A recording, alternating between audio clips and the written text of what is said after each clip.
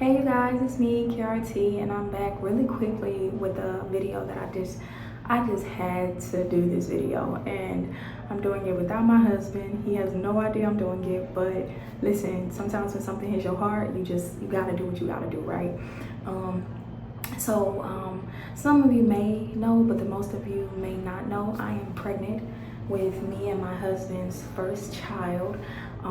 It is a boy. We are very excited about his arrival, and I'm 7 months pregnant, so I am mostly through the journey. I'm in my third trimester. This is my first pregnancy, meaning that I've never had an abortion. I've never been pregnant before and miscarried.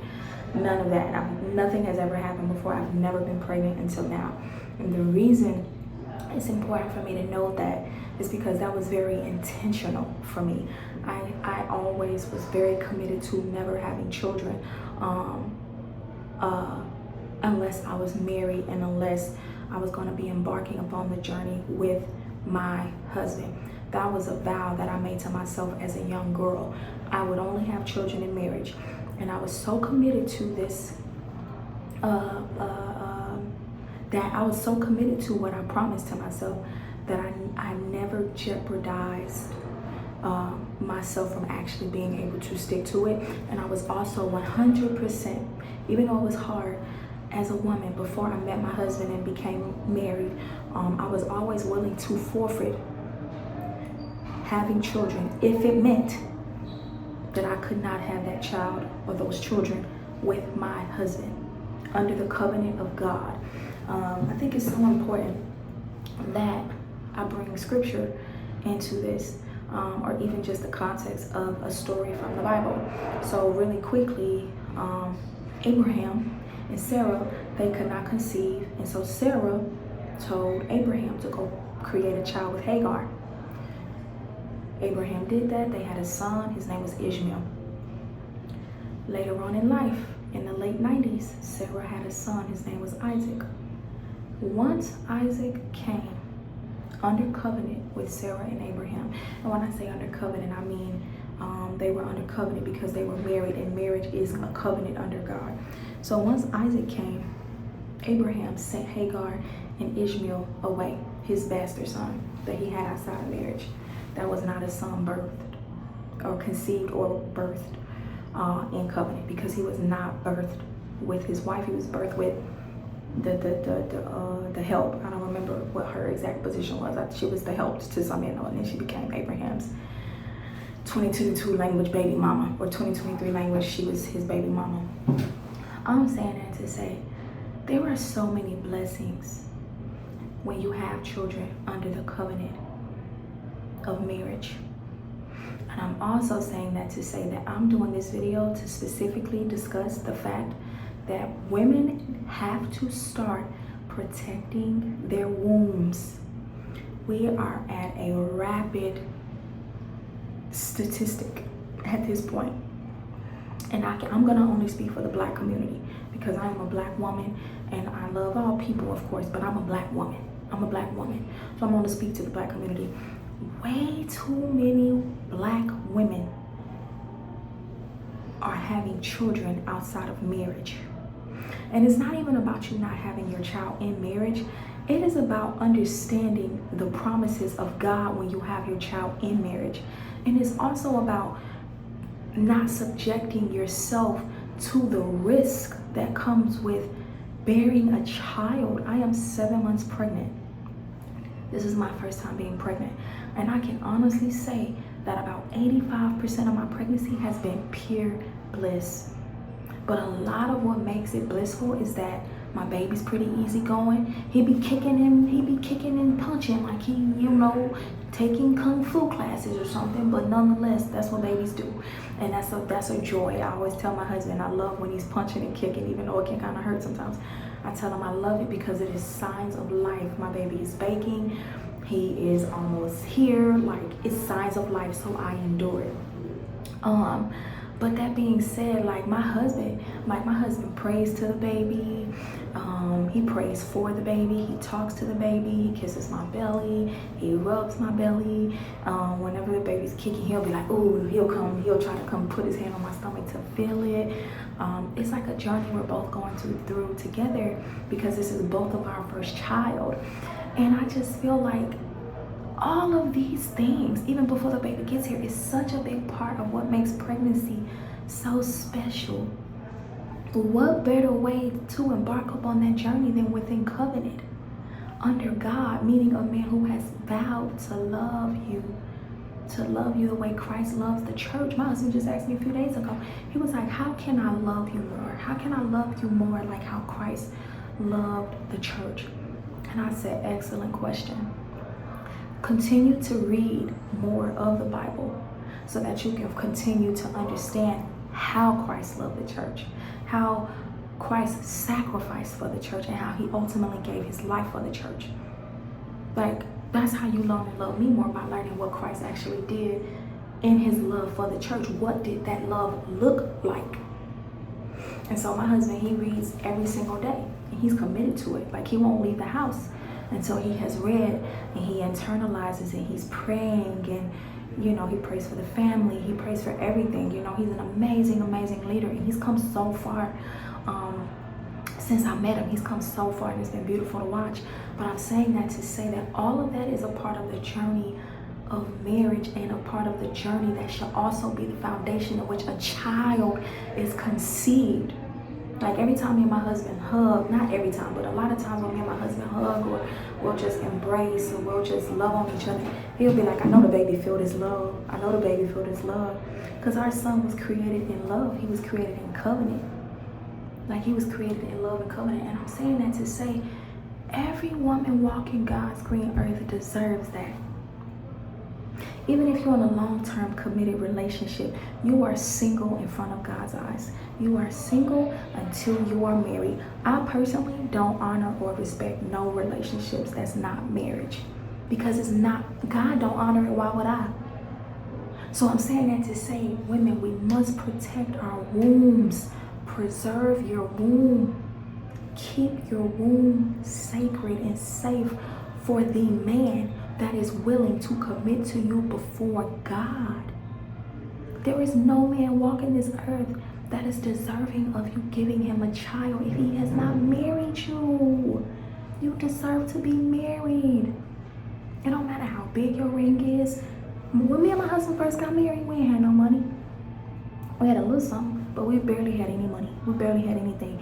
He bought me like a $500 band that's strapped around my finger. It was just an indicator to say we married. We didn't even have much, and he still bought me a ring.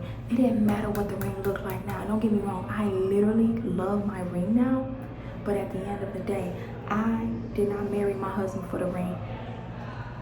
I married my husband because I loved him, and because I knew in my heart that this is the man that if my son ended up just like him, I would be so proud of who my son will become.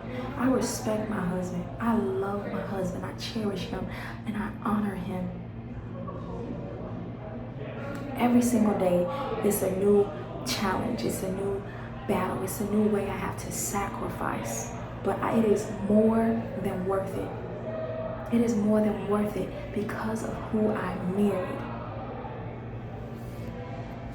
Who you marry, who you have children with matters. And how we have them, in spite of what the world continues to present. Because the world keep on showing us all these women having babies outside of marriage. And it is so normalized. In spite of what the world is calling normal, in spite of what bad is being celebrated and what good is being ignored, God created an order for a reason. Love yourself enough to value whose child you have and value when you have it. Men do not deserve babies when they not committing to you before God. How can we make an 18+ year commitment if we can't even commit in marriage? We have to stop normalizing this, because not only is it a poor decision for the sake of the fact that you putting your life at risk having a child. There's no easy journey. I mean, birthing life, that's something that only a woman with a uterus can do. That is not an easy journey.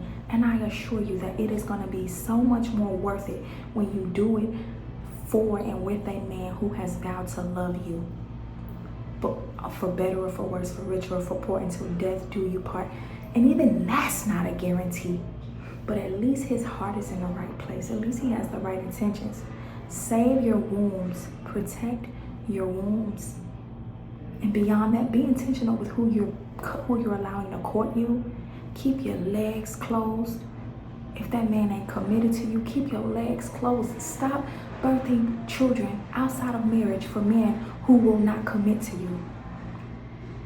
This is an epidemic that is just being celebrated. And all life is a blessing. But a lot of these lives are consequences to actions. And I hate to say it, but I'm not gonna flow in the direction of the world. I'm not. There's a wide path to life, there's a narrow path to life. We have to slow it down.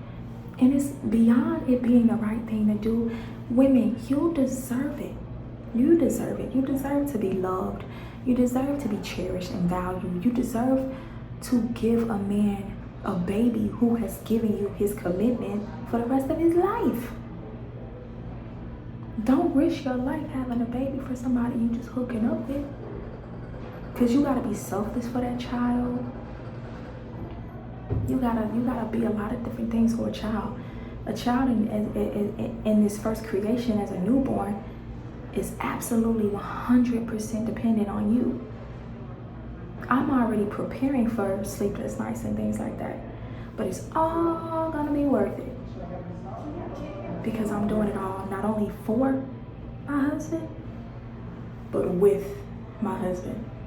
It's about doing it with your partner and doing it, making that sacrifice for them. The daily sacrifices is just a part of marriage. Trust me, that's definitely probably the number one thing I've learned. You're gonna sacrifice. You have to communicate. You have to be willing to compromise. Don't sacrifice your womb for someone who hasn't even at least made that commitment to you. Don't sell yourself short. Don't do it. And if that, I know that can be challenging because women have needs too, but I'm also telling you, women, keep your legs closed. These men do not deserve you. You're more precious than you know. In your womb, the world goes round and round because women carry babies. Because if women weren't carrying babies, who else gonna carry the baby? If women weren't carrying babies, how would the world continue to go?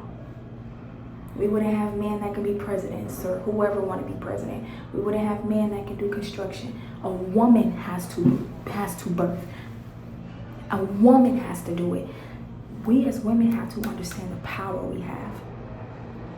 And your power is strengthened if you have your baby in covenant with a man who at a minimum has vowed to love you. Make these men work for your womb. My husband worked for my womb. I'm not playing. And your womb deserves to be worked for too. Don't be giving men babies that haven't committed to you. A lot of women having kids and they're not even at least in a relationship, and relationships not even respected. You're not, because you're single until you married. Don't nobody respect your relationship. Newsflash, hello. That's your man? No, he not. Not if y'all ain't married. That is not your man, honey. You single and so is he. And it ain't called cheating if y'all ain't married because y'all ain't together. Y'all ain't really together. I hate to bring it to you. I hate to bring it to you, but there's not enough truth going around in the world. That's why we upside down. But I ain't gonna keep on rambling because I didn't make my point. Protect your womb. Protect your womb with your life. And not only for your life, protect your womb and wait to have children so that you can actually give your children a father that's honorable and that is worthy of him being their father. Like, he needs to be worthy. Get a good man. Wait for a good man. Wait for him. You deserve it. And there's more men that'll step up to the plate if more women would keep their legs closed. They would step up to the plate. This is the last thing I'll say, and then I'm gonna close out. My husband told me, he said, when we first started dating, he told me, he said, we're gonna have to be dating for at least 4 seasons before I like move forward with anything with you. And in my mind, I'm thinking, all right, cool, whatever. That's your prerogative. I'm not gonna deal with you for a whole year. Do what you want to do. We weren't intimate. We weren't doing any of that. 3 months into us being together, first of all, wait. He said it's gonna take 4 seasons for us to be together. We became exclusive within like 30 to 45 days of courting, and we got married within 3 months of us being together. Until this day, my husband tells me, he says, a woman would be surprised how far a man is willing to go if she keeps her word and she keeps her standards intact. He says a woman will be surprised at how far a man is willing to go. He will go to the fullest extent for you if you keep your legs closed, and if you keep committed. If you commit to yourself to not lay with a man, and you commit to yourself to not give a man a child, and you commit to yourself to not move in with a man prematurely, and you commit to yourself to not be desperate and overextend yourself too early, you'll be surprised how far a man will go. Those are words from my own husband's mouth. Actually, he said it in a video on here like 3 videos ago. He said it. You'll be surprised how far a man will go if you keep your word. Get some standards and hang on to them for dear life. And any man who don't want to honor your standards, count your blessings. He ain't the one. He not the one. Count your blessings that is God's way of showing you. Let him go. I got better. Let him go. I have better for you. You pick them if you want to. You're going to deal with the consequences of picking the wrong man. Let God pick them. You'll have a better outcome. You'll have a happier child, 2-parent home likely. You gotta slow down on creating babies outside of marriage and having all these single mothers. It is heartbreaking. That's all I wanted to say. Thank you guys for tuning in, and God bless. Bye.